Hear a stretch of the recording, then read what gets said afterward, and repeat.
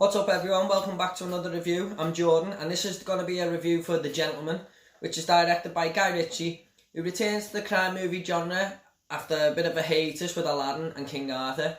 And a lot of you might be thinking, is this as good as Snatch or Lock, Stock? Well, I can safely say that the answer is yes. I had a lot of fun with this film, it was so entertaining, and this is Guy Ritchie doing what he does best, back to his best. Now the story takes place in London, and it's about a guy called Mickey Pearson who's built up this massive empire of marijuana, and he wants to sell it and get out the business, and there's an investor who's willing to pay him a lot of money.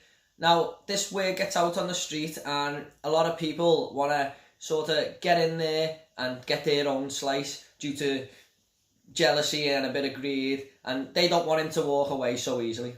Now, I thought this was a good little story with so many great scenes, and it's your typical thrown together Guy Ritchie film like the two that came before it. So let's just talk a little bit about the cast. We've got Matthew McConaughey here, who plays the main star, Mickey Pearson. He was brilliant. He's one of the best actors working today, and he really nailed down this role. He was brilliant in this film. We've also got Colin Farrell, who plays a really out there character. I mean, he was so entertaining to watch, and that's just Colin Farrell, isn't it? I mean, he was great. He was one of the better characters in the film. We've also got Charlie Hunnam here, and you might remember him from Green Street. I watched that film about a year ago, and the acting was really, really bad from him. And he looked like Tom Hardy does in Peaky Blinders, a striking resemblance. And I can only think that they picked Charlie Hunnam because they didn't have enough to get Tom Hardy.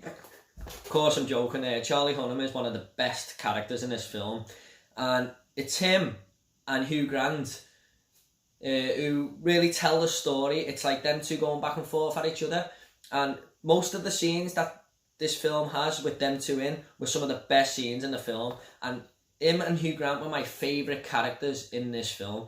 And as good as Charlie Hunnam was, Hugh Grant was by far the best performer in the whole film. This is the best role I've ever seen him in, and it's absolutely Oscar worthy. He was absolutely hilarious. He was given some great material to work with and some great dialogue, and these two going back and forth together was really my favourite part of the movie.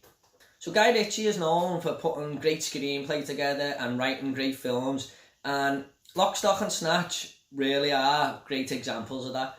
Now, this film is sort of like that, but it's not thrown together so quickly. Like, he doesn't go, here's 3 characters, here's 4 characters, here's 2 characters together. What do they do? It's more, it lets you breathe a little bit more and take in these characters. And then it sort of does go that way, but to start off, it really does let you in a little bit easier. And that's what I liked about this film. It weren't just too over the top straight away. It just guides you in slowly. And that was a nice little new direction he went in. And when I mentioned dialogue, this is so clever and so funny, this film. There were so many times I laughed my ass off. Some of the writing he's done here is absolutely brilliant. And some of I think that's why the characters sometimes in this film were so good, because they were given so much great material. They really were. Absolute masterful writing from Guy Ritchie there. Okay, so after having such a good time in the cinema with this film, it was coming to its end, and the only problem I really had was the last 10 minutes, because I think he just tried to do one too many things in those last 10 minutes, and it just felt a little bit crammed. I think on a rewatch I might get it a little bit better. I did get what was happening, but it was a lot to take in. For a film where he's let you guide in, he sort of throws it all at you at the end. And that was the only little downfall. If this had a simpler ending, I just think it would have been a much better overall film. Okay, so at the start of the video, as mentioned Snatch and Lock, Stock, it can't be helped that this film is going to be compared to them too, because it's the same sort of style and it's Guy Ritchie. Now, can this film stand shoulder to shoulder with them? They are very loved British films from the past, and to be honest, I'm going to answer this as yes. I think that this is just as good as them films, I really do. In a few years, I think this will be remembered like them, and I think it can stand shoulder to shoulder with them. Guy Ritchie, well done. This was a brilliant film. I had such a good time. Okay, so I'm going to score The Gentlemen a 9 out of 10.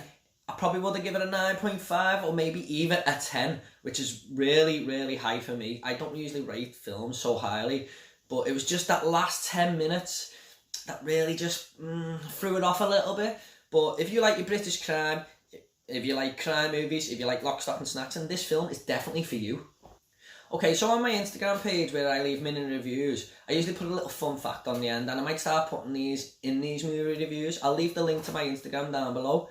But the fun fact for this film is Hugh Grant at one point is stood under a movie poster at a movie studio, and the movie poster is The Man from U.N.C.L.E., which was also directed by Guy Ritchie and starring Hugh Grant. So there you go, there's your little Easter egg.